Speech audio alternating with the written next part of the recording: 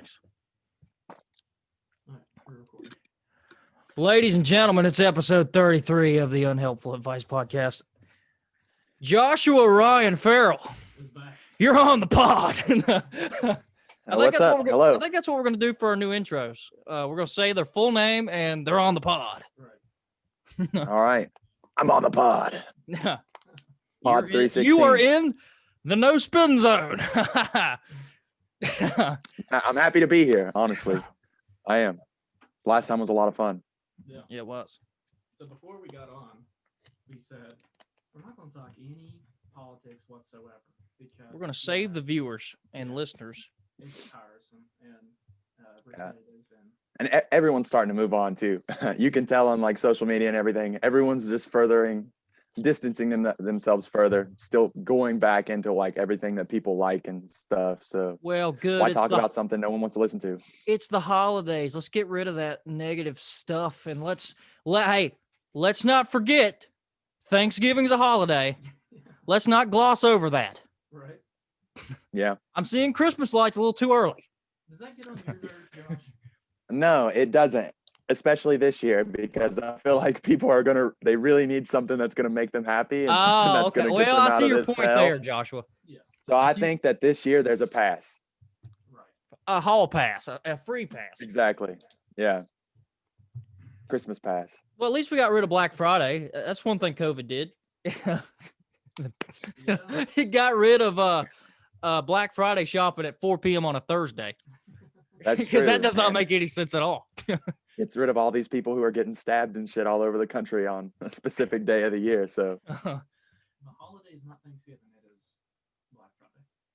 Is it even Christmas or is it Black Friday? Wolf. We'll see. All right, Josh.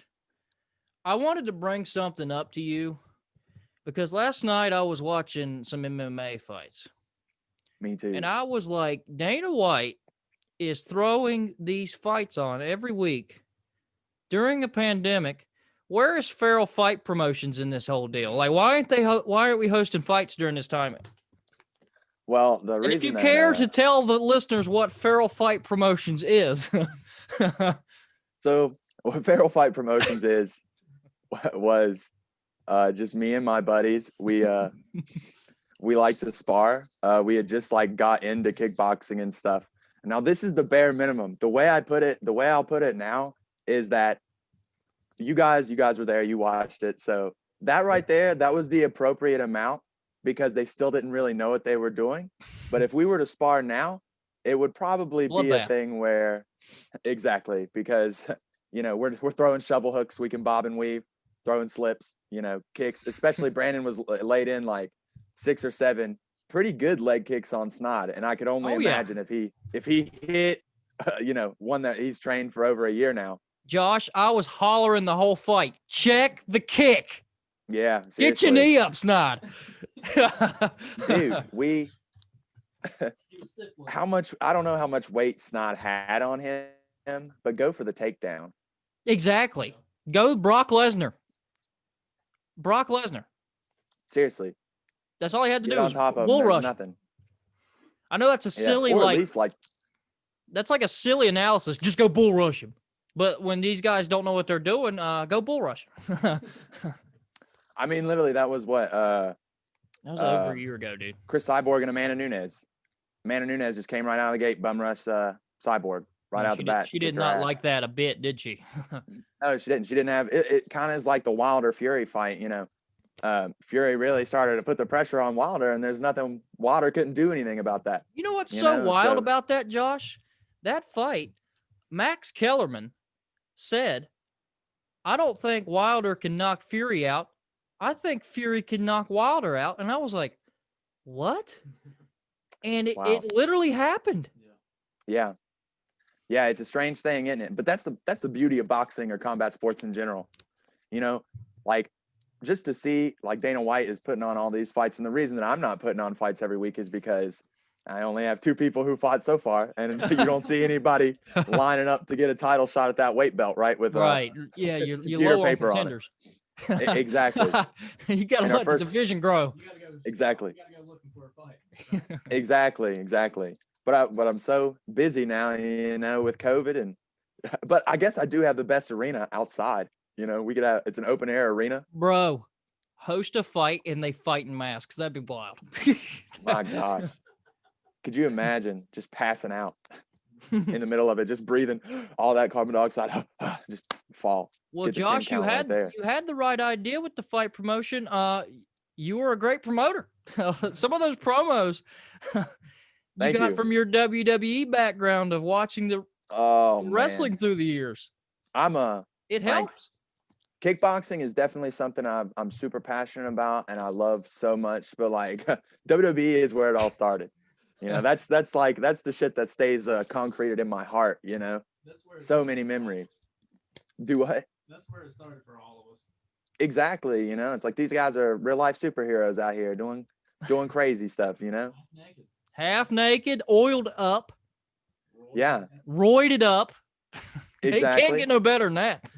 Bloodied at a certain point. Whenever we were watching, it wasn't like Attitude Era by any means, but we still No. got like ECW, the 2 ECW one night stands that they did that were pretty gruesome. Oh, And the early Extreme Rules pay-per-views. We got some nasty ones. All right, we'll get into some got of our some nasty favorite. ones. We'll get into some of our favorite matches. I was wanting to get into Vince McMahon a little bit here. Vince McMahon is apparently going to have a documentary come out about him. Yeah, Netflix. I hope it's not a Vince McMahon dick sucking. I hope it actually gets his ass because Vince Yeah. is he's kind of shady. And I didn't know that for the longest time until like Steve educated me on Vince McMahon. Yeah. I was like, oh, he's like Vince's character in the show, I guess. Yeah, But, Dick Oh, he's a Head great McMahon. heel. One of the greatest heels of all Yeah. time. Yeah, but exactly. behind the scenes, I didn't Yeah. know he was, as shitty as He people. And here's Yeah. the thing. I'm gonna have to disagree. Okay. Just in a sense of, I think you have to look at the business that they're in. This isn't like a sports business, Whereas like if you're out here running a 4-1-40, you're going to be looked at pretty good by anyone who's out there. But look at the business, who do you have? You have WWE as the top dog. You could go to New Japan. AEW is doing really, really good. I actually They're fantastic. really enjoy their They're product. fantastic, Josh. Yeah, I love their product. Seriously. I don't even watch WWE. I would just kind of pick up and just kind of look at their storylines and stuff because I can't mentally put myself through that. Just because it's so bad at sometimes and Sometimes, so cringy. Josh, it's gotten kind of bad. I still watch. I watch and I set myself up 3 times a week where I'm just like, oh my God, guys. Why am I doing this? There's a good one right now with the Roman Reigns, though. There's a good That's true. That's true. And that's the thing. Like, that's what I'll keep up with. There are certain storylines. Like, I don't want to watch the whole show just because It's a lot of content. So back in like 2005, 6, 7, it is a lot of content. But how many times did we watch like for 4 weeks before a pay-per-view, it'd be Shawn Michaels versus Carlito, Shawn Michaels versus Kane, Shawn Michaels versus Chris Masters. It wouldn't be Shawn Michaels versus Seth Rollins for 4 fucking weeks straight and then have them fight at the pay-per-view and then have them fight for the next 6 months. Josh, it's that every week sometimes on Raw. Right now is so bad. SmackDown's amazing, I think. Raw is so repetitive. Yeah. And they got all this talent. I think that yeah, exactly. But that's what happens. When you have too much talent, you can't spread it across. So you look at like the cruiserweight division and stuff. What are you supposed to do with them? The Undertaker came out with a pretty good comment about like smaller guys being a champion. It's like these guys might have great ability, but if you had Rey Mysterio and the Undertaker in the middle of the ring, 9 times out of 10, you're going to take the Undertaker because he's 6'10", close to 300 pounds. He's just a monster. So exactly. It's like why we don't entertain the thought of like Demetrius Johnson versus Brock Lesnar, because it's like Demetrius Johnson I would argue that he could be the greatest in his division of all time, but there's no way he's going to win a fight against Brock Lesnar. Just 0%, and that's I feel like that's a good. Oh, so what you're saying is, so I don't watch it much either anymore. So like on Mondays, there's not really an epic match to look forward to at the main event. Like it used to No, be? it's not that. It's they got the same guys competing in the same feuds every week, Teddy. I'll give you the perfect example. Go Roman for it. Reigns and Seth Rollins fought the Monday before pay-per-view, and Roman Reigns beat him clean in the ring 1-2-3. Why the fuck would I watch the main event of the pay-per-view? I just saw the main event. I just saw the guy win. What are you gonna do? If he does it again, it's like, well, what was the point of this? Yeah. I remember growing up, I mean, every week it would be like, say, The Rock versus Stone Cold, main event, Or just the something. next week, The Rock versus Mankind. The Rock versus the Dudley Boys Yeah. at a tables match. Yeah. Like it left like every week was something Spectacular. spectacular to look forward to. Yeah. And I think that just goes to show like the amount of talent that they had, but they also understood that they could weave all of their talent into any storyline at any point. Whereas now it seems like You got to like, stay. You got to stay within your Exactly. bounds. and I don't necessarily disagree with them wanting to become more of a sports oriented product, like more so it's like the Walter versus was it Dragunov or something is on the UK show. I don't pay attention. I know Walter Dude. was in a feud with Pete Dunne. That's about all I know about NXT. All right, so he UK. just recently had a match, and oh my gosh, dude, it's probably one of the best matches I've ever seen. I mean, Josh, seriously, Walter is the shit. dude, and that's the thing. They have these guys out there who are very, very talented, but the issue is look at Samoa Joe. Look at all the NXT talent that popped up from like 2015, or probably more so like 2013 or whatever, 2012. And look at what happened when they made it to the main roster. They were a fucking joke. Every single one of them. They called never too many got a people up. chance. Exactly. Or when they called them up, they never gave them an opportunity Well, to they're not ready portray sometimes. themselves. I don't know, man. I don't know how you have guys like Samoa Joe or Finn Balor Well, or yeah, any those of guys those are guys who outliers. spent 15 years on the main roster, or not on the main roster, wrestling and performing their craft better than, maybe 80 to 75% of the people on the main roster who's been hired and can put on a great match. But they get up there and they just turn job squad. That's all they do. They never get a chance to progress. I have a question. Do you think it's harder for them now to find like a superstar? No, they're there. They push them down. They push down anyone who gets any sort of pop and anyone who gets any sort of popularity. Look at How many Rusev. guys? Look at how many guys that we got fucking thrown away because they wanted Roman Reigns. Right. Because the company wanted Roman Reigns, not because of the And people. Roman Reigns is fantastic. Or they. Exactly. I think he's fantastic now. I think that, like, obviously he got screwed over a lot by the company because they were pushing the baby face. The one thing about Vince McMahon that I don't like is he has the idea of if we just shove it down their face, they're going to like it. Well, Yes. now that we have social media, no, we're not going to like it. We'll tweet at your company and put 30,000 tweets out there saying, hey, this sucks. This blows. I It hate happens this. every week. And why do you see the fans? No, hell no. Vince listens to no. Vince. Yeah, Vince And listens that's to, the thing, Josh. Vince is old as fuck. Mhm. How old is he? Yeah. 75? Can you look that up? Yeah. I think we did look that up like not too long ago. Vince still runs the show, Teddy. Vince is still Yeah. in the production truck for all the shows. H then? Triple H is on NXT. Yeah, he's also like he's supposedly getting groomed for Vince's spot. Good. That's supposed to be the thing. It's kind Well, of Vince, He just acted it out. it's in the process. yeah, Vince is gonna have to die. That's the only way that Exactly. he's gonna stop. Is he's gonna have to die. That's it. There's no other way that unless he like gets like a Kind of like unless we're not going to get into that. yeah, exactly. Yeah, he is. Yeah. By the way. Yeah, he's old. And Josh, a point about that I was going to bring up. When Teddy said, "Are they not producing new stars?" They're signing. Over the years they've signed really good guys from TNA, Yeah, and the only one they've done really anything with is AJ. yeah. AJ's It's because a small guy. AJ.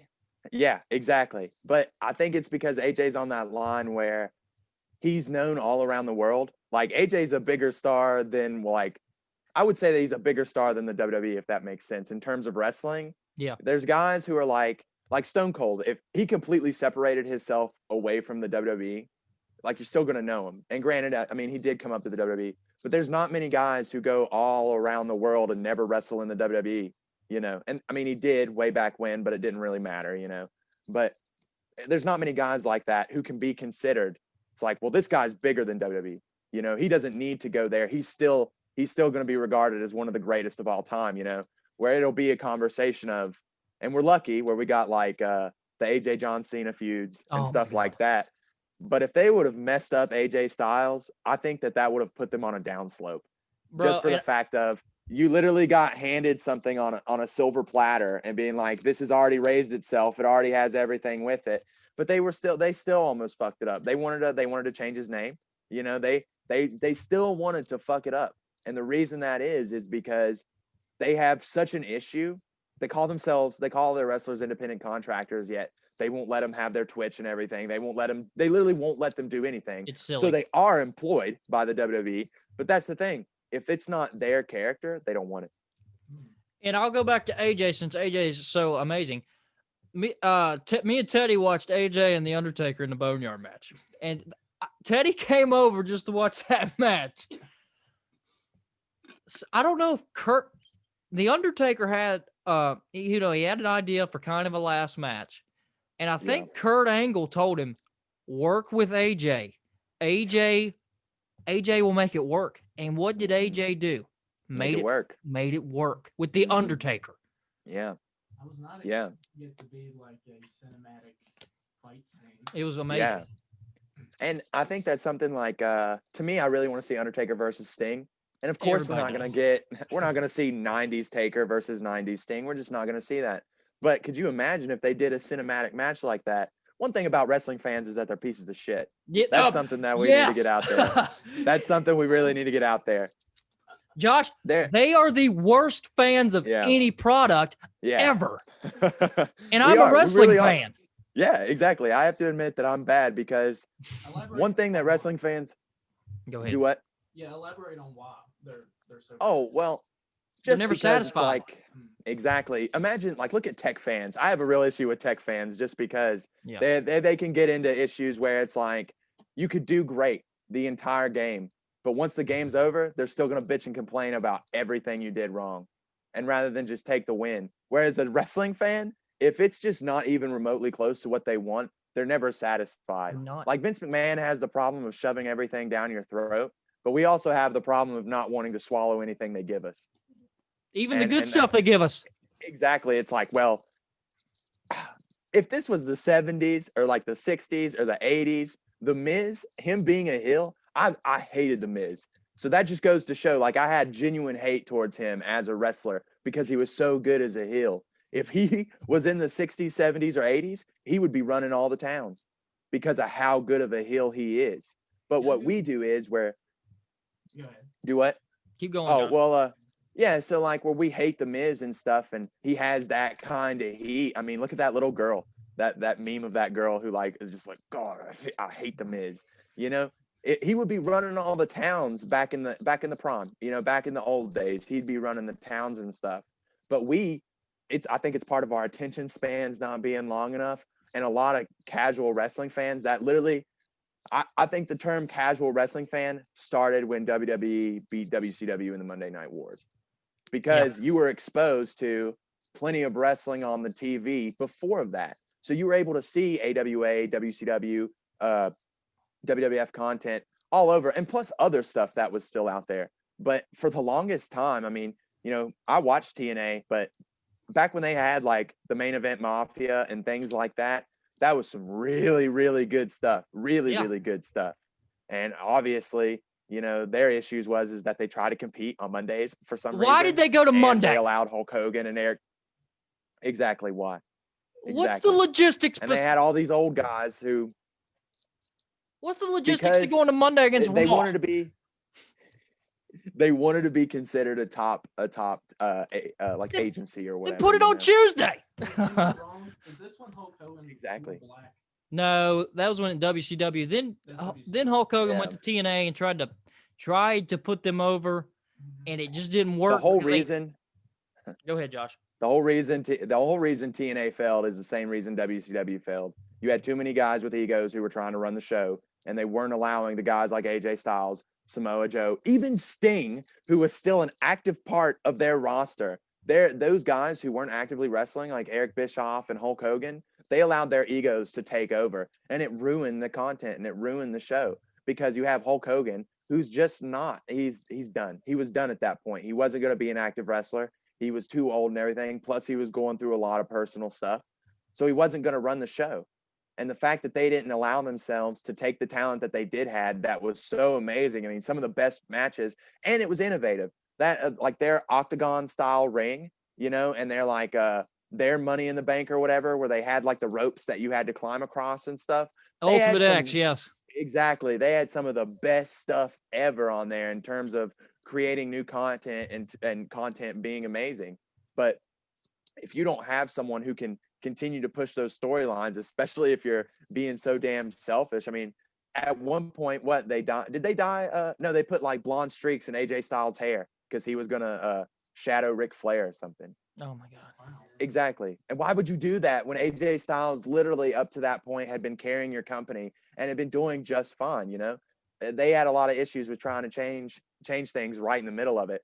And that's the thing with WWE fans, is that even if they give us, like, the Roman Reigns storyline is pretty good. You know, Oh, yeah. I like it. It's amazing. But the thing is there's still people who are complaining about it.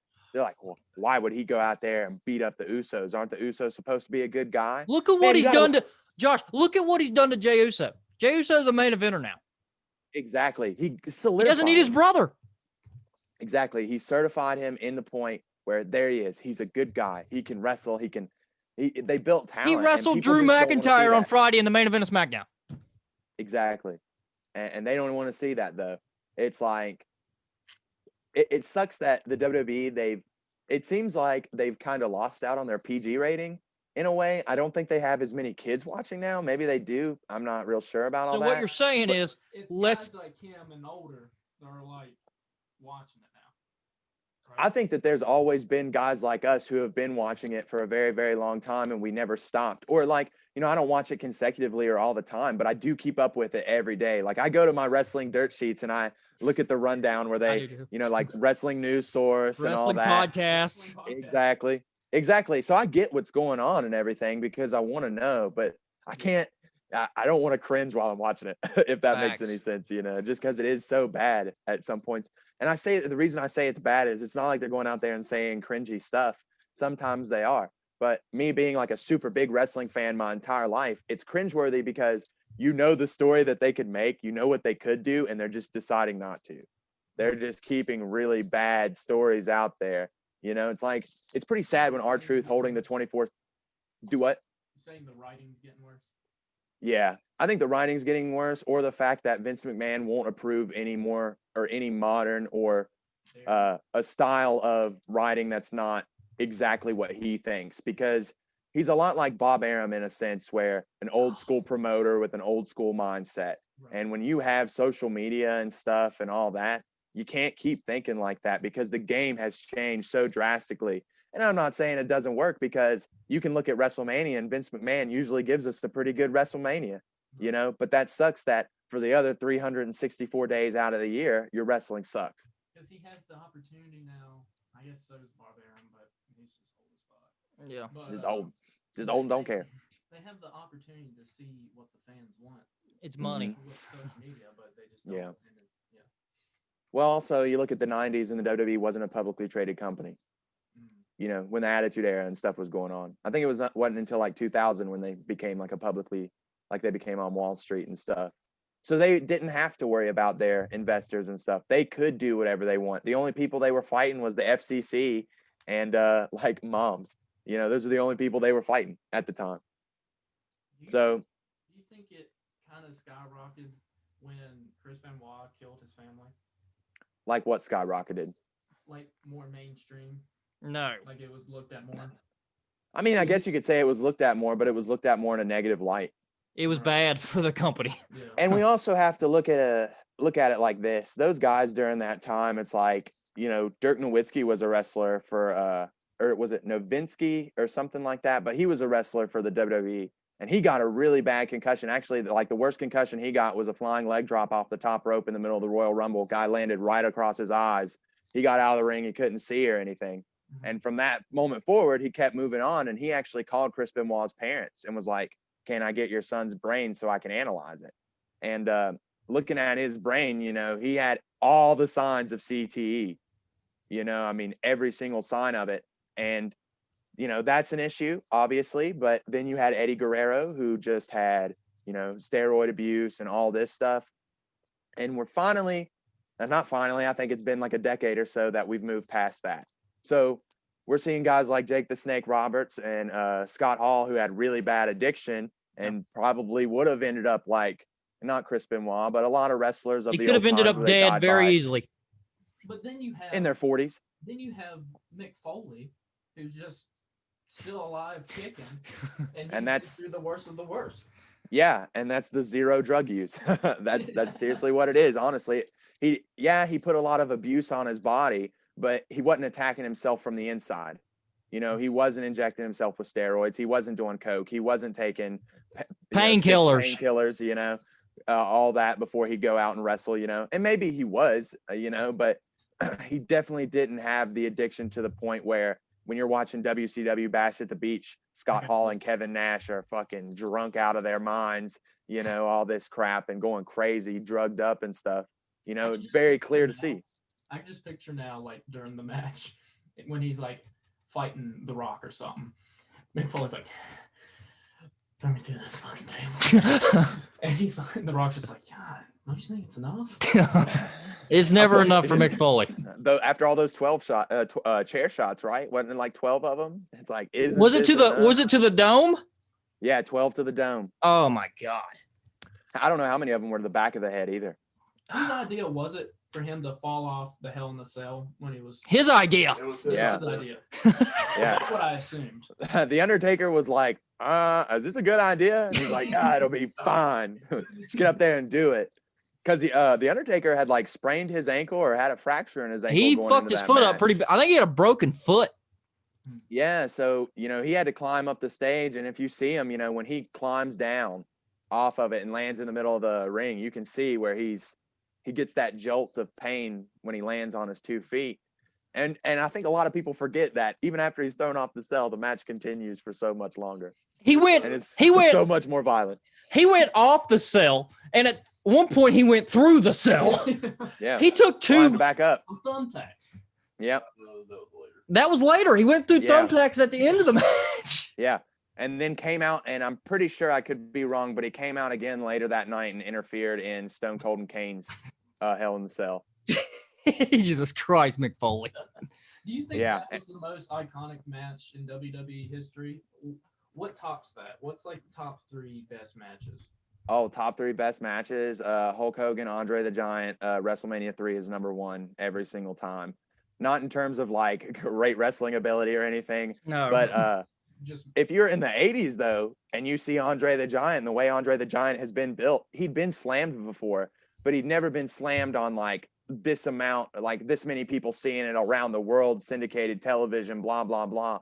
Andre the Giant was perfectly built as the monster. Hulk Hogan was perfectly built as the baby face. It literally was like the best collision that could have happened. I mean, that right there, I think really put them on the map and allowed us to get what we had, so the 3 greatest matches, Stone Cold versus The Rock, I would say at their first WrestleMania. I think that one should probably go up there just because that's the 2 icons of the sport. And it had, I mean, anytime you put The Rock and Stone Cold in the ring, that's good storytelling. You're not going to be disappointed. Even the 3rd one that a lot of people. oh my God, that's my favorite match of all time, Josh. The third one. Exactly. Yeah, that's what It was only I might 20 get minutes. It him- was like 15 to 20 minutes long. The storytelling, Stone Cold's vest said Yep. one more round on it because it was his last Mhm. match. That's It right. was a subliminal message Yeah. because he hadn't told anybody that Yep. it was his And he last match. so just And he had walked spent the out. hospital. He was in the hospital before that match, I'm pretty sure. He got super dehydrated and spent time in the hospital on fluids and stuff and came back. He said he'd been drinking a lot and he just had an anxiety attack and had to go to the hospital and give him fluids and stuff. But he came out there, and that's the thing. I love to book stuff. It's like if I were to book a heel John Cena, I'd love to have him come out there and hit Stone Cold with the stunner and just kind of have that. And I was talking to one of my buddies, and they're like, but doesn't Stone Cold have to get over? No, Stone Cold doesn't have to get over. He's done. It's just He's been like any over. old wrestler. Yeah, exactly. it's like the only way. Exactly. He doesn't, and we see a lot of old guys who come in and they don't want a job or whatever. It's like, oh, I'm sorry. We've seen Ric Flair get the crap beat out of him by both Batista and Randy Orton. You know, Josh, Stone Cold went to Madison Square Garden like last year on SmackDown. I thought the WWE should have sent the Fiend out there and whooped his ass. Yeah. I thought it wouldn't have hurt Stone Cold at all. Well, unfortunately, we have to look at it this way. Look at all the hype the Fiend had, and look how they completely screwed it up. They let these guys. Yeah. So that's the thing. The point I'm trying to make with like the whole John Cena attacking Stone Cold or whatever, or just the fact of Stone Cold being out there. If you're not going to have the guy who attacks Stone Cold continue to go on to be great, well, you've just wasted a storytelling element. You've just completely ruined the whole storyline, and you've damaged Stone Cold's character. It was just because it's like one highlight of that wrestler's career, and then it's just nothing after. Yeah, and that's something that like the WWE is like. I could sit down and watch a 30-minute match. Oh my God, I've watched 60-minute New Japan wrestling matches. You know, AJ Styles and Kazuchika Okada. You know, Kenny Omega versus Kazuchika Okada. AJ Styles versus Kenny Omega. You know, they have really long matches, and the matches are good storytelling elements. The cool thing about the Elite is how they have Being the Elite, their vlog series, and they'll drop little hints in their vlog series, and it'll show up in a match. So if you're a really avid wrestling fan and you're watching their vlogs, then you're going to see that all the content that they produce has only one thing in mind, and that's wrestling. And that's how it should be. You shouldn't sit here and think like, wow, we created the Fiend. This is a really, really good character. Well, in 10 years, whenever we're trying to build the Fiend up because we had 300 chances to do it by now and we didn't do it, you know, now we're just going to, oh, well, we need to build a promo. Let's have him beating up Stone Cold for 3 seconds. We'll put that in there. But when you go and look at what he did after that, it's like he jobbed to Randy Orton. He jobbed to this guy. He jobbed to that guy. He didn't win a title after he beat up Stone Cold. Yeah. So he did nothing. That's what you're telling me, you know? And that's like what a lot of wrestling is now. It's for that brief moment, you know?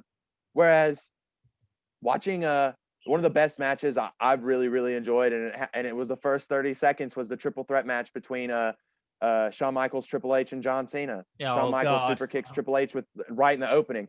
I'm sitting there, oh my God, freaking out, like holy shit, I can't believe this happened. The thing is, Josh, you know? You had to expect them to wrestle each other at some point in the match. It's a triple threat. Exactly. And when they did, you were like, oh my God, you know. And then the way you would have thought that how a lot of that happens is that the team's ruined. You know, it's like, oh, that's what broke up the team. But literally the next night on Raw, it's Shawn Michaels kind of sitting here like this and Triple H staring at him all mean. And, you know, and they're just playing in it. And Triple H is like, so are we going to talk about what happened last night or no? You know, and they were able to play on for that and no one's damaged. You got one of the greatest moments in wrestling history, in my opinion. You have 3 icons standing in the middle of the ring. That was a decent triple threat match. And you had 2 of them who were in one of the greatest teams of all time. DX. And you get to see, and you come out of that fresher than what you did when you went into it. DX now has a new part of their storyline that's going to keep them going. And John Cena got 2 wins over 2 guys he already beat at WrestleMania in 2 main events. You know, so you have John Cena overcoming the odds of having 2 teammates, and you have 2 teammates who still wanted to be the champion. But even though they did whatever, they were still able to go on and move forward. And that's really cool storytelling. Correct me if I'm wrong. Was Shawn Michaels, his character was always like, he's going to be friends with somebody, then betray him? He's done it a few times. Yeah, that was like his thing, right? He even betrayed Triple H. Yeah. No, Triple H betrayed him, too. Yeah. I just remember he's in the corner, and he just does the sweet chin music to people. Well, he sweet chin music Homeboy through a damn windshield or a window. Exactly. Yeah, Shawn Michaels, he was always playing the rat. That rat bastard, Shawn Michaels. Until he found, as JR would say, oh, that rat bastard. All right, Josh, I wanted to get into The Undertaker. It's Undertaker month on the WWE Network. He's about to drop a show with Stone Cold Steve Austin, and apparently they get drunk, and I'm wanting to watch that. I want to watch that too. That sounds good. Josh, there's been so many feuds the Undertaker's been in. Does one come to mind that's your favorite? Because I have an underrated one that I'm going to tell you about. Do you have like a favorite? He's been in fucking hundreds, but like, what's your favorite Undertaker feud? I'll give you mine too. All right. Well, it might sound weird because it's one match, but Jeff Hardy. I think that was like, it's gonna sound really weird in the ladder match that they had, but it brought out, and that's American Badass Undertaker. Yeah, the biker. It brought out such a thing in the Undertaker where, you know, I was talking about small guys, and like the quote from the Undertaker talking like, if it's me and Rey Mysterio in the middle of the ring, you're gonna take me every single time, you know. But in the WWE, we're allowed to have shenanigans, you know, and that's the perfect thing here where it put the Undertaker. How many TLC matches have the Undertaker been in? And that's not even his specialty. Exactly. And he does amazing in them. Exactly, you know, and the fact that Jeff Hardy really pushed him, and that was a really good match. I mean, I could regard it as one of Undertaker's top 10 best matches, just because the storytelling there, just the violence in it and everything. You have Jeff Hardy the Undertaker can literally throw Jeff Hardy. Jeff Hardy's like a toned down Mankind, 100%, the way I look at it. Yeah. And so he was able to kind of play into that. But you also have times where Jeff Hardy's climbing the ladder and you have JR saying, "This is your moment, kid. Get up there. This is your moment." Yeah, you know, so you're really into it. Exactly. So you're into it and everything. And I think that's one of Undertaker's best. I know that's not a feud, best matches. I mean, if we're talking feuds, though, the one that he had, you know, with Kane, that is one of the best, honestly, just because. Which one? Are you talking about the early 2000s? Where he buried him alive? 2010. No, like the 90s. Oh, okay. Like right at the start. They had a really good one in like 2003, 2004, where Kane buried him alive. And he ended the biker gang gimmick.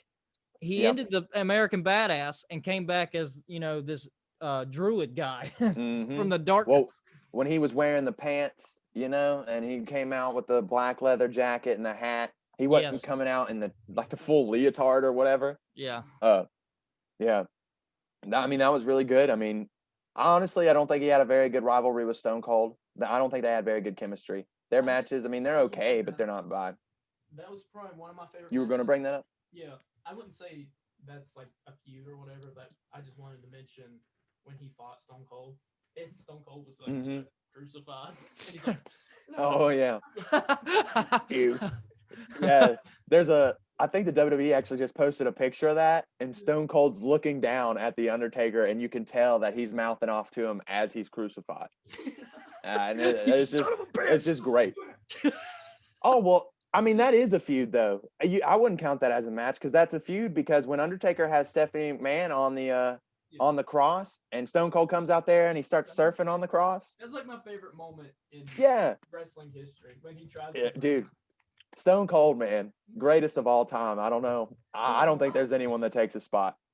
Why him try to save Stephanie? I don't really remember. Because that's the shenanigans I was talking about, baby. You would think we can do whatever we want. Yeah. Who do you think is going to come down there and save him? You know, you're not thinking Stone Cold. You're not thinking Stone Cold's going to come out there and save the boss's daughter, the guy that he hit in the head with a bedpan, filled up his Corvette full of cement. You know? Yeah, exactly. That's the thing. It just blows your mind because you don't expect it. Yeah. And that also, that storyline led into, "It's me, Austin. It's me all along." It was me, Austin. It was me all along. Yeah, man. All right, John, I'm going to give you my favorite Undertaker feud that you're not even going to think about. Him and Randy Orton, 2005. Oh, wow. Yeah. All right, Randy Orton had the World Heavyweight Championship. Mm-hmm. Triple H obviously took the belt off of him. And Randy Orton shortest reign of all time. What? I said shortest reign of all time, but it wasn't even that. But. Yeah, it was a month. And the Randy Orton faces The Undertaker at WrestleMania. And this is like an 8-month feud. Yeah. It goes from WrestleMania too. And it goes into like SummerSlam, and it goes into a couple more pay-per-views. There's a Hell in a Cell match. There's a maybe a last ride match. I'm just saying, I think it made Randy Orton. Yeah. I think it kind of made him. Yeah. I think Evolution put I think Evolution put Randy Orton in that. Yeah. Like, I think wrestlers go through like a flyby period almost, where it's like you're either going to make it or you're not. You've been built up. Like Randy Orton had Evolution to that point. Build him up. All right, you're on TV. Everyone knows who you are. You're part of a really big storyline. But what happens after that? Yeah. Batista was able to go on after that, and he had really good matches and stuff. He went to SmackDown and started feuding with JBL. Yeah. JBL is one of the greatest heels of all time. Yeah. So hard. Like, you know how it's scripted, right? Oh yeah. But they're relying. What? It's scripted. But they're relying on a wrestler to perform well with the script they have. And even if they do well, and the audience are like, I don't really much care for that wrestler, or Vince is like, yeah, whatever. Mm-hmm. Then they're nothing. That's just complicated to me. Like, well, you're going and I with think the like, script, and if you want to get big, I mean, you have to go by the script. So during that time, it was a lot easier to kind of have some mess ups rather than now, because Vince McMahon sours on wrestlers very quickly. I mean, look at Drew McIntyre. Look how he was built up, and now he's not even the champion. And that's the thing. Vince McMahon literally will sit here and just drop it as soon as he does something with it, he'll drop it. Whereas back then, I felt like he had enough sense in him, and social media wasn't a presence now. You know, I mean, we were still getting some. You know, there was some, but it wasn't like what it is now. It wasn't being mass reported so easily. So you could sit there, but like 2 Raws ago, the show was completely rewritten 30 minutes before the show started. Wow. Yeah, so they don't have long-term booking in mind, where, like Hunter was saying, it was an 8-month feud between Undertaker and Randy Orton. So you had time to set that in. I mean, one of the things that really stick out for me, that feud, is when Cowboy Bob is standing in the mirror or whatever. And he's got blood all over his face or whatever. Or Randy Orton's talking to him and he's got blood all over his face. He's like, whoa, what? Or Randy Orton's looking in the mirror and the Undertaker appears. Because that's the thing, Josh. They didn't wrestle 8 months straight. The Undertaker went away for a bit and played mind games with Randy Orton, and then came back and fought Randy Orton. It was perfect. I just think it's unfortunate that Vince would be like, "You're gonna be the next superstar, kid," and then he's just like, "Never mind." Yeah, that happens all the time. That happens all the time. Yeah, all the time. We're talking about all these wrestlers who are so great. Mustafa Ali, however you say his name. What the fuck are they doing with him? He's a great cruiserweight. Yeah. Nothing. They won't do anything with him. It's kind of like Roman Reigns. That storyline is great. And once they get one good storyline, they're like, all right, I need to focus all my attention on this, and everything around it. So you're watching probably 2.5 hours of wrestling. That's going to be awful until you get to the main event, and you're going to see, you're going to see the 30 minutes of the show that matters whenever we're watching. Even in 2005, the entire show was good. Even if Carlito was having Carlito's Cabana or whatever, whoever came out there, it was going to be an enjoyable segment because Carlito was good enough to carry someone through that, or it was going to be good enough. The Master Lock Challenge with Chris Masters during that time. Even if if someone came out there and they couldn't beat it or whatever, you still wanted to see someone beat it.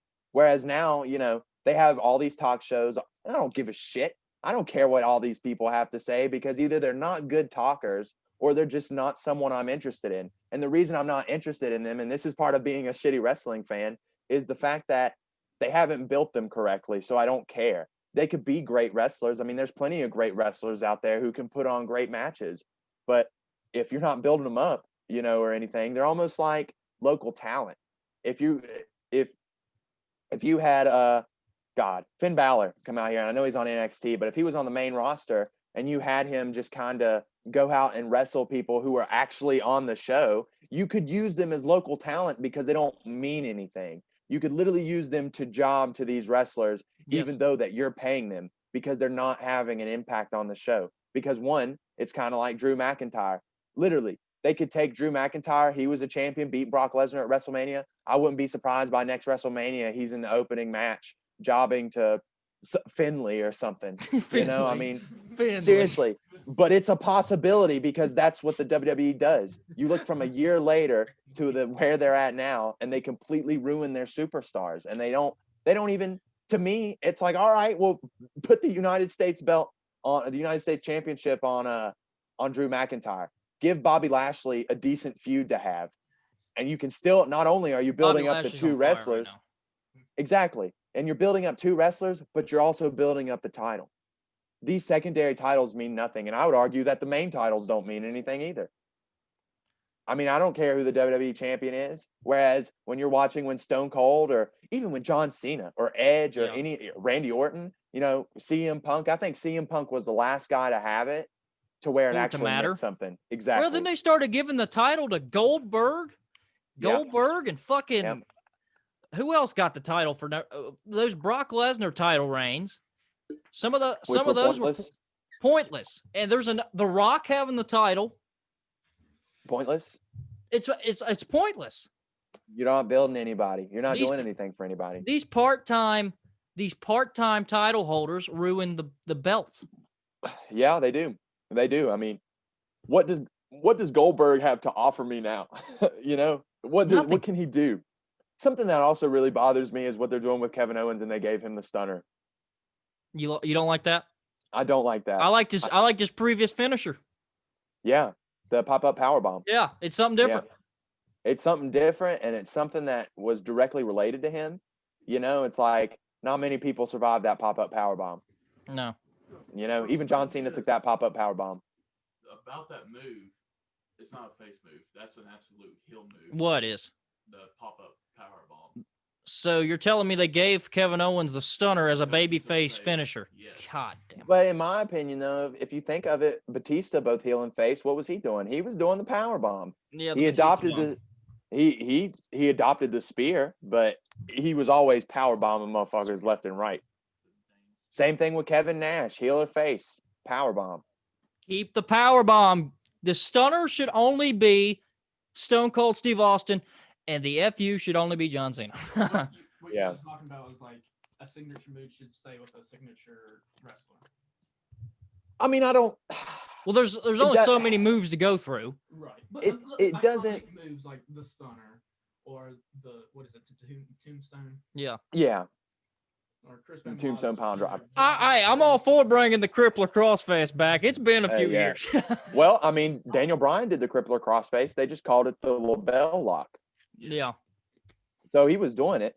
The thing is with the stunner is that what made the Stone Cold stunner like so good? It was the attitude that came behind it. It was the fact that Stone Cold's not going for the pin after he stuns you. He's going to get up in your face and call you a rat bastard and say, yeah, give you a couple of these, and then he'll pin you. He'll roll over on you. Effect after the stunner. The selling. Yeah.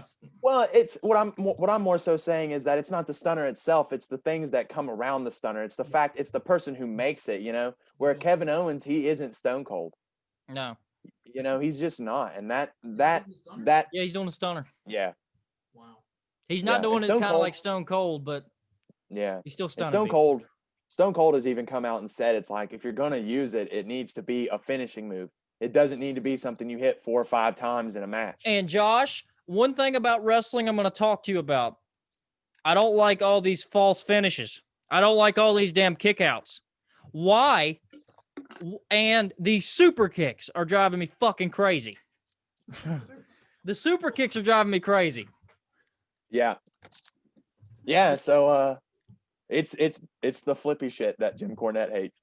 I mean, that's really what it is. I don't hate it. I love art, and so I kind of look at art as a whole as even if I don't like something someone is. In Japan, they really like that style. They really like the multiple elbows, the multiple super kicks. They like if you look at them, they sell those moves. In Japan, they'll sell a hard elbow. They'll sell the super kick and stuff. You know, they'll sell a hard one and everything. But there's no storytelling in that. There was a story that Shawn Michaels and both Scott Hall told about, and I don't remember the guy who was telling him this. It's like, hey, run into each other and then just lay there for just like a minute or two.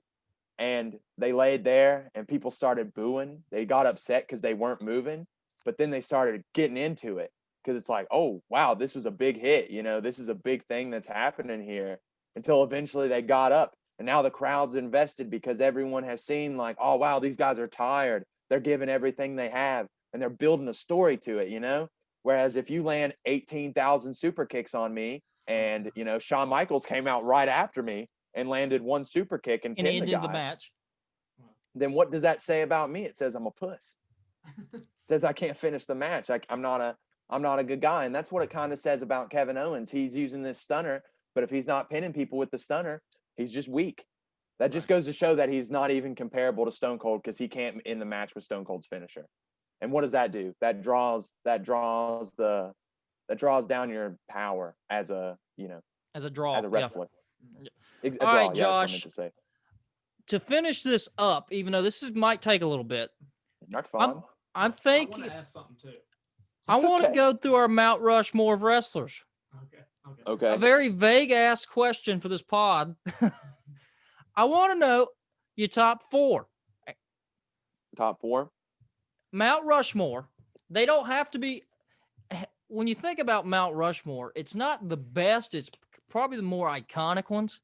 So people get confused with GOAT and Mount Rushmore. It doesn't necessarily mean it's the same thing. Like, I would say that Undertaker is the greatest of all time, but I wouldn't put him on my Mount Rushmore. You would not put the Undertaker on your Mount Rushmore? I would not put the Undertaker on my Mount Rushmore. All right, so why do you think he's the greatest of all time? I think he's the greatest of all time because look at his overall career. Look at the character. The character was able to outlast the social media stuff. People were willing to. The big thing in wrestling is suspending your disbelief, and every time the Undertaker came out, everyone did. No one, and also the Undertaker believed in his character, so he wasn't going to go out and do interviews. He wasn't going to do social media stuff. No. He wasn't going to do that. So he played into his character. And so I would say that he's the greatest of all time, but there are plenty of like Undertaker Great Khali matches, Undertaker Mark Henry matches, there's plenty of big man matches where I'm like, well, I'm not going to say that this guy is better than CM Punk in terms of wrestling ability because CM Punk has put on nonstop bangers. One of my favorite matches of all time is CM Punk versus John Cena.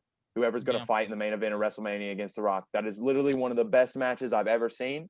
One of the greatest I've ever done. CM Punk, you're not allowed to do the pile driver. CM Punk came out there, pile drived John Cena. John Cena later on in the match power bombed CM Punk. That was a match of. That was on Raw, correct? Yeah, that was the first time Cena bust out a Hurricane Rana. Yeah. Wow. That was crazy. Yeah. I remember that. Yeah. And everybody thinks John Cena and CM Punk match at Money in the Bank. No. But that was on Raw. I remember that. But that John Cena CM Punk match at Money in the Bank, that had more shock and awe quality than it had wrestling ability, Yeah. Everything that match was supposed to be after the match was done. Yeah.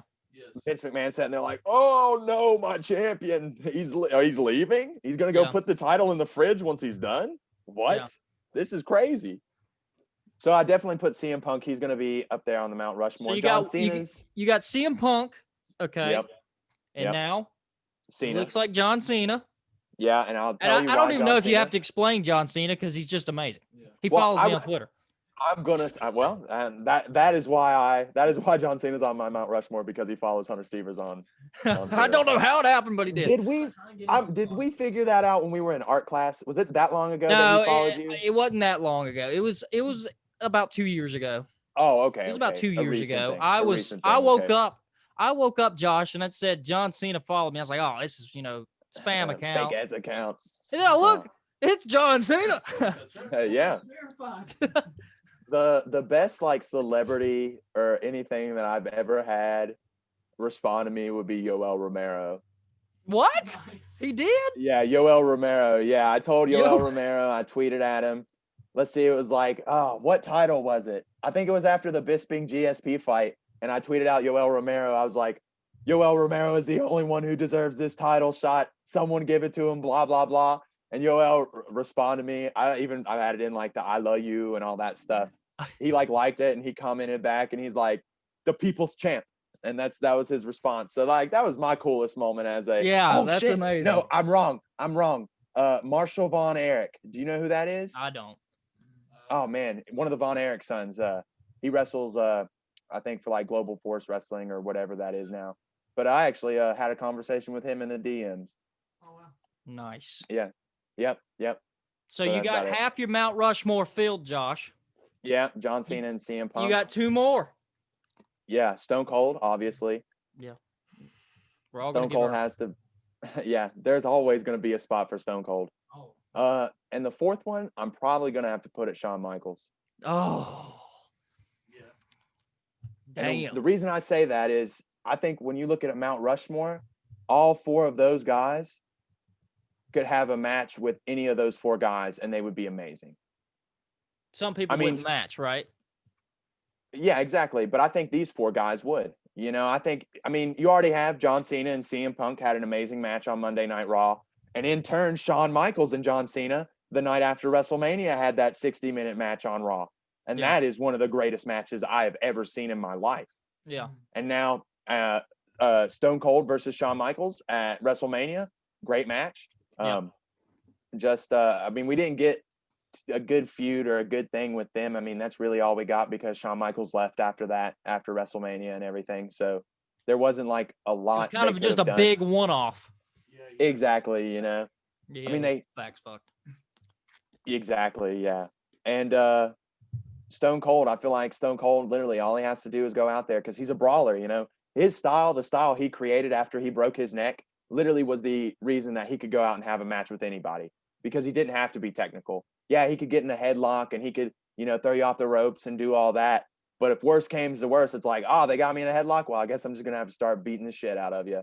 You know, I'm just going to have to start throwing potatoes and kicking you in the gut, get you in the corner and stomp a mud hole in you, you know? So that's my thing. You got to look at match quality.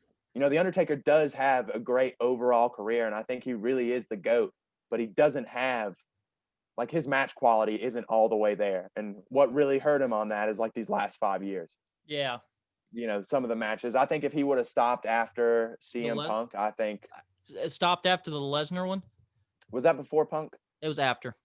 It was 1 year after. It was 1 year after. Honestly, I wouldn't have had him fought Lesnar at all.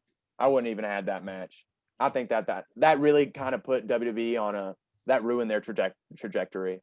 Because imagine if right now, here we are, 30 years of Undertaker, and, you know, the Undertaker's never been beaten at WrestleMania.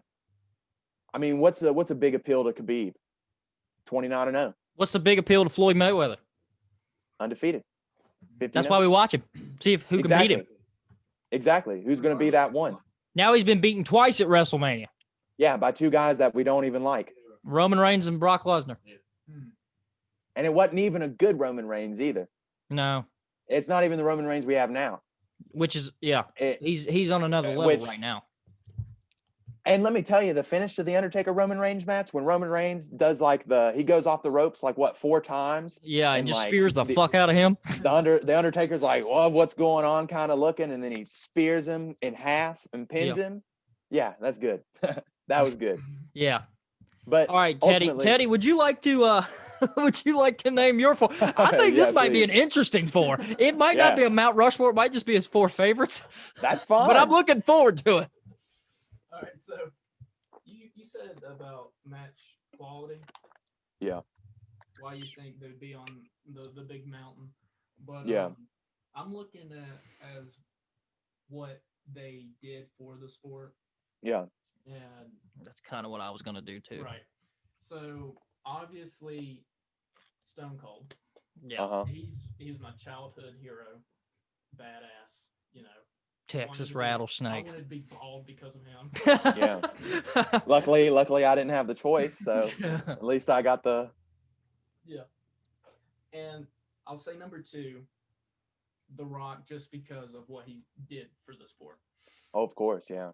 He might not have been the best. He might not have been there very long, right. But what he did when he was there was pretty damn impressive. And the fact he came back and was able to control it at any point, you know. Yeah. Maybe not even the best wrestler, but what he did for it, that's why I think he should be up there. Yeah. Let's see. You got 2 more. Yeah. You got The Rock and Stone Cold. Yeah. I'm gonna go with The Undertaker. Okay. I agree Just, on what you said. Yeah. This last one's got to be hard. There's 6 others that can fit in this last one. Yeah. And I think the thing about Mount Rushmore is there people put on there you're putting over there who they did for the sport. You know, I put match quality, but people do it for draw power. You could do stars, yes. Yeah. I'm surprised Mankind's not on his best characters. You know, best characters and stuff. So there's plenty of people to put on there. for whatever reason, you know. He's one of the two I had to decide on. Mankind Yeah. or this person. The last one's Mankind. It's not Mankind. It's Cactus Jack. Are you sure it's not Dude Love? It's Goldust. I'm sorry. It's Goldust. Well, I mean, Goldust had a really long career, and you can look. You at wait, no, you're for real? They're not bad. No, I'm not. Okay. Good. Oh, I was gonna say, I was like, well, I'm gonna try to get you to not be bullied and try and do something I can. Triple H. Damn. That's fair. That's fair. It is fair. That's 100% fair. Triple H has had a very long career. There are plenty of Triple H matches that you can go back and look at that are really good. There are plenty of good storylines that he's been through. The factions he's been in, the tag character. teams. The amount of people, a lot of people there. He did go through a time in the early 2000s where he was the man with the shovel burying everybody. Yes. But I feel like in the later ends of his career, he really has tried to put guys over. Yeah, he does. And it hasn't been in a point where he's had to go out into the ring and get pinned 1, 2, 3. It's been to the point where he's been behind the scenes pushing for guys. I mean, I feel like that's where he's trying to make up for that, is try and get these guys who are in NXT and trying to build them up and really get them where they're going. How do you feel about Goldust though? I love Goldust, dude. That He's still drop-down wrestling, dude. uppercut, He's in AEW. He's like, Yo, pissed. dude, like I said, the drop down uppercut he does, the flat back bump into the uppercut, that's an iconic move. Oh yeah, it is. I love that move. Dude, that's sick. Honestly, that should have been his finisher. No. He should have had in his glove. No, have in his glove gold, actual gold in his glove. That way, after the match, he's already been pinned 1, 2, 3. He can drop it on all of them. Drop the little gold. So it's like he got brass knuckles in his glove. All right, Josh. I got to give my 4. It's kind of a little bit of both of what you guys are doing. Stars, who had the best matches. I think John Cena obviously has to be on there. Yeah. For what he did during the tail end of the Ruthless Aggression into the PG era, he had to carry the PG era. And this is I wish he would have turned heel at some point, Josh. Yeah. I think we could have got. Still have time. Dude, I think we could have had some fire promos. How old was Hulk Hogan whenever he finally turned heel in NWO or in WCW? I don't know. He's definitely older than what John Cena is. Exactly. So we still have time for that, you know. I think that there's always a possibility for anything. Bro. It's just how they're gonna do it. John Cena comes back and fucking breaks Edge's neck. You talking heel? You talking heat? When Randy Orton and Edge get their shit done at WrestleMania this year, John Cena comes out there and stomps a chair on Edge's neck. Oh, after he saved Edge a few years ago from Seth Rollins. What's beautiful about that whole thing is that I what was going through my head was in TNA where that guy got shot recently. Remember that? No. You don't know? Oh my God. Yeah, they're doing shot. Yeah, there's a storyline. There was a wedding and someone got shot. I do not remember that. Yeah. There's literally the image that sticks out in my mind is this guy in his groom outfit, and he's been shot and there's blood going down him. So maybe John Cena can come out and just shoot Edge right in the fucking head. Right in the stomach or something. And there you go. That's the do what? Don't you just love Edge? I hated him. Yeah. You hated him because he was so good. Yeah. That's what I was saying about the Miz, man. They had that genuine heat, that made you hate them. It's like, oh, I hate when this guy comes out here. But luckily, I mean, the John Cena Edge feud was amazing. Right. John Cena, when he came out and gave that like ho promo on Lita. All right, Teddy. You guys, oh, God. Did you hear that? He had to play No, the. I didn't. I just. He had to play the. You think you know me. All right. Get that shit out of here. God damn it. All right. I got number 1, John Cena. Number 2, Stone Cold Steve Austin. It's obvious. We've talked about it. Number 3, I hate that I got to put him up here, but it's The Rock. And it's The Rock because of his promos. Oh, yeah. Yeah. His promos, dude. Him and the Yeah. Hurricane calling him the Hamburglar. No, it's awesome. Yeah. Him and Jonathan Coachman. Just bullying will the coach. say, Candy ass. the reason I put, and you guys are probably gonna hate me for this. The reason I put CM Punk on there over The Rock is because I felt like CM Punk cut better promos than The Rock. No, he did. It's up there. It's debatable. Yeah, you're right. CM Look Punk's at- really good. All right, let's look at the Triple H CM Punk promo where he says, "This isn't Phil Brooks talking to Paul Levesque, or this isn't CM Punk talking to Triple H. This is Phil Brooks talking to Paul Levesque." You know, or the fact that he looks at The Rock and he says, or I think it's The Rock, and he says, "Your arms are just too short to box with God." No, he said that to the Undertaker. He says that's The Undertaker. He There said you that go. to the Undertaker. That right there. Yeah. There you go, man. He I said mean, the that- Undertaker's arms were too short to box with God, and he was God. box with God. He actually said, "I am God." Wow. Yeah. And so to me, it's like, and when you hear those, like when those promos, oh man, the ones he cut on Vince McMahon, the ones he pipe just bomb. cut all throughout. Yeah, the pipe bomb. I mean, The Rock had really good promos, but they weren't promos that like they were funny and they were meant to insult and stuff and all Yes. that. Yes. CM Punk's promos were the ones that were like, Cut when he deep. said he was the voice of the voiceless, everyone got into that because everyone was like, this is the guy. When he said when the Undertaker's arms are too short to box with God and CM Punk's God, he's talking, I'm the God of the wrestling business. All these people who are watching at home, all these people who are sitting out there, these are my people. I'm the voice of the voiceless. Didn't you put that in To me, that like, there was so many times. You put that in your high school. Do what? Didn't you put that? Yeah, I did when I was running for SCA president. Yeah.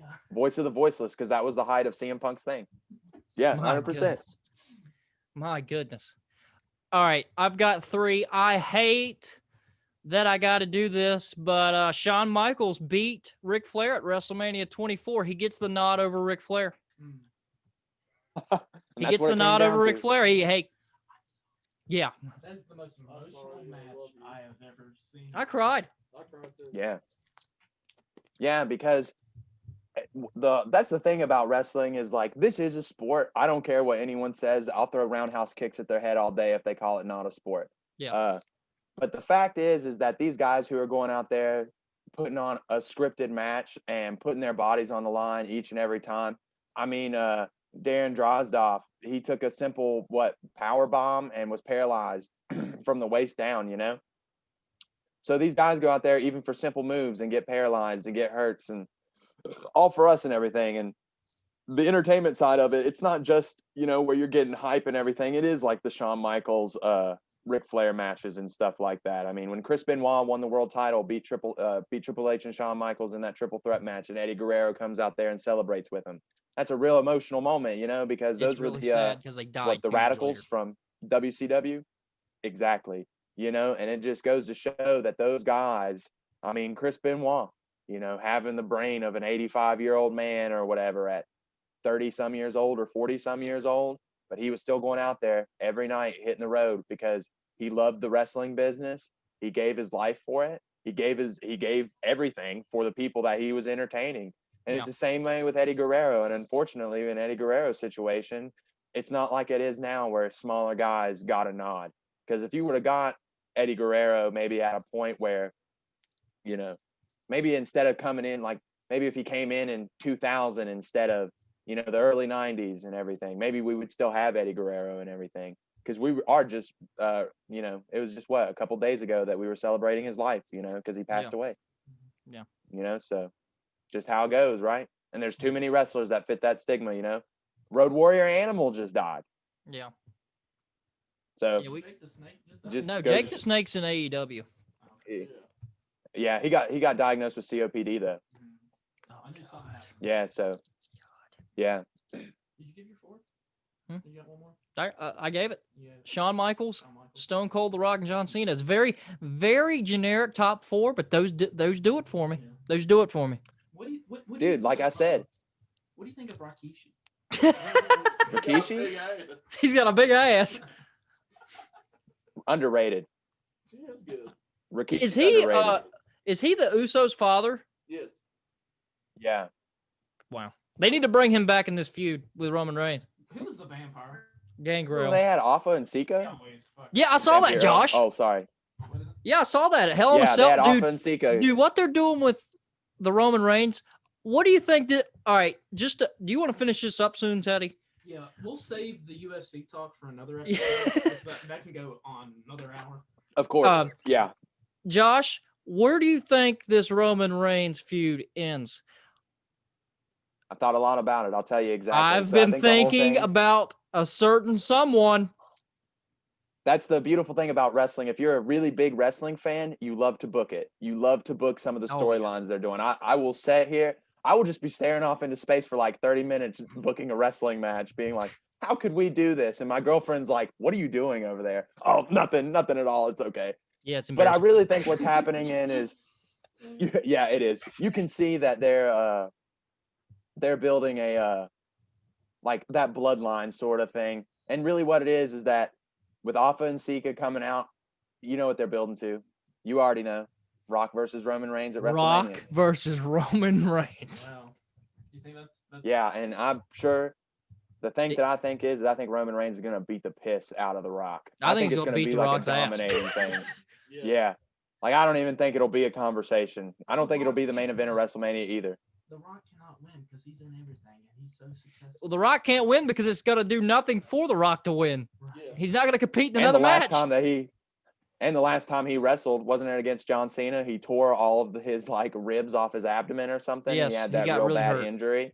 He's going to join. Yeah, really, really hurt. No, he's not. He's going to be champion. Yeah, he's gonna fight Jorge Masvidal for the BMF title. So that's where you think it But, you goes, know, Josh? Do you think they have a backup plan? Because I think the backup plan is Big E Langston, even though it has nothing to do with the Big E storyline. Langston. Yeah. Well, I mean, it really does depend on the winner of the Royal Rumble, right? Yeah. I Yeah, don't know, we got Josh. Survivor Series this. So how What's does next month? how does The Rock get into the conversation? This is the booking part. How does he interject himself in the feud? He walks out to the ring and he says, I don't "I'm like what you're doing with the interjecting myself into family. This feud. I'm going to wrestle you guys at WrestleMania," and that's what happens. I mean, what you just said. I don't like the way that you're going about this. Yes. I could totally see The Rock coming out there and being like, "I don't like the way you're doing it," and then I could see Roman Reigns being like, "Well, maybe we should take a look back," and you'd look at the Titantron, and it would be The Rock being a piece of shit in the beginning when he was getting over. You know, whenever he was sitting there, whenever they were chanting "Die Rocky Die" and he was being a heel, I could totally see Roman Reigns being like, "What are you talking about? This is what you had to do to get over. I tried to Josh, give these people what they wanted. I tried to be the savior." Could you imagine the main event of WrestleMania being The Rock and Roman Reigns? How many people would go to a television to watch that? How many Go people there and watch it? How many people would get a month subscription to the WWE Network just to watch The Rock and Roman Reigns? Everyone. Me. Everyone and their cousin. Yeah, exactly. If you've been keeping up with the bare minimum, because there are people who just watch WrestleMania. Yeah. They won't watch the rest of the year. They'll just watch WrestleMania. Right. But like I said, I keep up with it on the dirt sheets and stuff and all that. So I think plenty of people would get it just because it's The Rock, you know? It's the fucking Rock. Yeah. And it's the company's top guy, which happens to be his cousin, who is happening to turn his whole family. Take over the family. He's taking over his whole family. The Renegades. Yep. It's the perfect storm. It's got to happen. It is. And it's like we were talking about. Let's just hope that the WWE can keep up this long-term booking and not completely try and blow its load at the Royal Rumble and give us Rock versus Roman Reigns. Yeah. What I really liked, remember when The Rock and John Cena were supposed to wrestle at WrestleMania? It was a year build. It was, and they had them, maybe it was Elimination Chamber. They had The Rock and John Cena on a tag team. Yes, against The Miz and R-Truth. Exactly, yeah. And that's something that sucks about this whole thing is how much better would this storyline have been if heel Roman Reigns would have beaten Brock Lesnar at WrestleMania, had Paul Heyman turn on Brock and get with Roman Reigns. How great would that have been? But now neither guy, you know? Yeah. Neither guy are even the champion anymore. Did you know that, Teddy? Paul Heyman is with Roman Reigns. You know who Paul Heyman is, right? Brock Lesnar's mouthpiece. He's with Roman Reigns now. As Brock Lesnar put it when he came back in 2012, he told Vince McMahon, he's like, "I need my Jew." Exactly what he said. Well, Brock's inactive right now. That's kind of, who He's knows going if to the Brock UFC.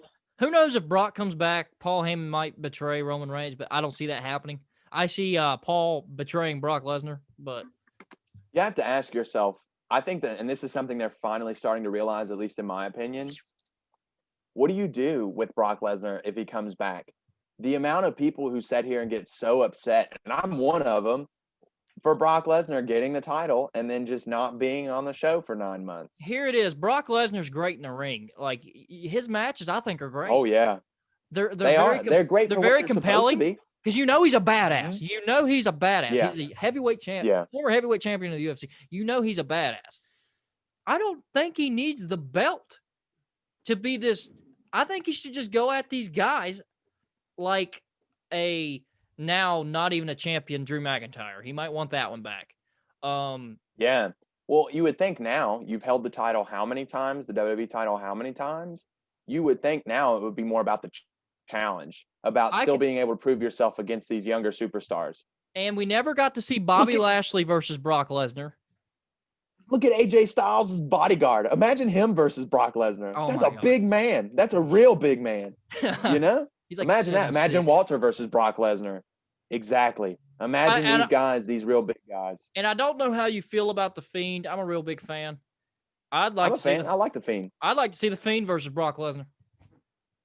I'd like to see the Fiend versus Brock Lesnar if they would actually care about the Fiend and build him up to a point where it's kind of he's sad, not. but I think they're doing something nice right now with the Fiend having a lady piece. Alexa Bliss, yeah. We'll see how it goes. Yeah, that's The worst the worst thing that they ever did was get rid of the Wyatt family. I think the Fiend is great, but look how great Luke Harper is as a wrestler. Yeah. Oh my gosh, what's his name in AEW? Brody Lee. Brody Lee. Oh my gosh, dude, that guy can wrestle. Even when the crazy thing is that whenever they would have their like triple threat or whatever, Luke Harper or Brody Lee was better than Bray Wyatt. Bray is not the best wrestler. He is a very good talker, and he's very good. I like the Funhouse. I love it. And if you're going to build him up as so, you need to do all the shenanigans that the Undertaker used to do. Yes. You know, things that are going to make him win and be like like I'm controlling your mind sort of thing. You know, not because the Fiend is not 6'10", 6'11", you know, throwing soup bones out there on the turnbuckle. Yeah. So, you know, that's the issue, is that the Undertaker, regardless of like, and he is a good wrestler, but he's a guy that had the formula. Like, all right, I'm going to throw you in the turnbuckle, beat you up a little bit, get on the top rope, walk across the top rope, jump down, hit you in the arm. Yeah. You know, big boot. Yeah, exactly. You know, I'm going to do all that. And then that's the end of the match, but you're okay with that because you get 10 minutes of the Undertaker's entrance and then you get 5 minutes of the match and you're like, all right, this was a good 15 minutes. Yeah. I feel really good about this. Yes. And that's okay because the Undertaker was able to do what a lot of wrestlers can't do now, and that's sell. In between the time where he's hitting his 5 moves of doom or whatever. Yeah, he's getting his ass selling. a little bit. Yeah. Exactly. He's selling. He's getting to the point. He's doing what Hulk Hogan did. Get beat up. Hulk up, you know, raise up in the middle of the ring. You know, that was his hulking up. You know, that is what. Who? Yeah, he does. Probably. He does. 100% with Bubba the Love Fish's or Bubba the Love Sponge's wife. That's the whole Gawker thing that happened. Yeah, we'll end it there. So if you're interested, go. I'm for one going to look up Hulk Hogan's sex tape tonight. Me, I will not go anywhere near that. I might watch some Hulk Hogan matches, but I will not watch any of other things Hulk Hogan has done. Quick, did you guys watch Hogan's Knows Best on VH1 way back in the day? I watched very little. I religiously watched it. Yeah. I loved it. I loved his daughter. Yeah. Brooke. Well, Josh, yeah. This was a nostalgic podcast, and I loved every second of it. Me too. Yeah, I love. We need to do like a watch along for like the Royal Rumble. Yeah. I definitely want to come get in studio with you guys. Yeah. Oh, we'll make it happen. 100%. Yeah, that way we can. Next time we need to talk UFC for sure. I thought we were going. Oh yeah, exactly. We just went on a fucking. We'll wait for a big UFC pay-per-view and kind of recap it probably. Yeah. Oh, for sure. I definitely agree with that. Maybe Shout we out can, to after Tony the, Gravely. Yeah, shout out. Oh yeah, 100%. He did really good last night. His Man, what wrestling a was outstanding. dominating wrestling. But his stand-up was not good. It's got to get Not better. good at all. DeFreitas was hitting him with some just weak hooks, and it looked like it was about to drop Tony. I was every single afraid time. in that third round, and then his wrestling finally it kicked back in after it kind of failed He him got at him the up beginning of the against- third round. It kicked Yep. back in, and he got. And I told the boys here, I was like, if you can win in the UFC and still not have your best stuff, it's impressive. Yeah. Yep. Yeah. He definitely needs to work on the striking though. He needs to get some power in those hands because Yeah, let's get Jorge and Dustin Poirier in the. maybe just Poirier, not Jorge. I want to see Jorge fight. How long has it been since he's fought? He fought He fought Kamaru in July. Usman when? He fought in July. Yeah. Yeah. Let's get him back out here. He needs to get off the Trump campaign. Yeah, And he needs to get out the there and get back election's in the over. gym. Let's get in the damn octagon. Exactly. Let's get him and Defend the BMF Colby. belt. Best fight to Trumper make. wins. That's the fight to make. Hey, instead of the BMF belt, it's the MAGA belt. Oh my god. Oh, and it's got to be That fought. would be Trump's that would be casino. incredible. Trump is actually the referee during the fight. No, Trump does what The Rock did at Madison Square Garden and brings puts out the belt. on him. has MAGA over BMF and duct tape. Just wrote it out there. Kind of like the FFP belt. All right, Josh. Well, thanks for being on again. Yeah. We'll be back on soon. Yes. We'll schedule it. Yeah, thank you guys. I have a lot of fun. I always love talking with you guys. It's a lot of fun. All right. Well, thanks for listening. Thanks for watching. And we're out. That was a lot of wrestling. All right. See you guys. See ya. See you, Joshua. You want to hear our evolution fun fact? What? It wasn't even supposed to be Randy Orton. It was supposed to be. Mark Jindrak. I thought it was supposed to be Jindrak instead of Batista. It could have been that. No, it's Randy Orton because Jindrak was smaller than Batista. They needed a big guy. Mm-hmm. And Jindrak was a fucking asshole. Or he was just an idiot. He was a young idiot. Mm-hmm. Kind of couldn't control himself. And Triple H is like, nah, give me Orton. Yeah. And now Randy Orton's one of the star. best all time.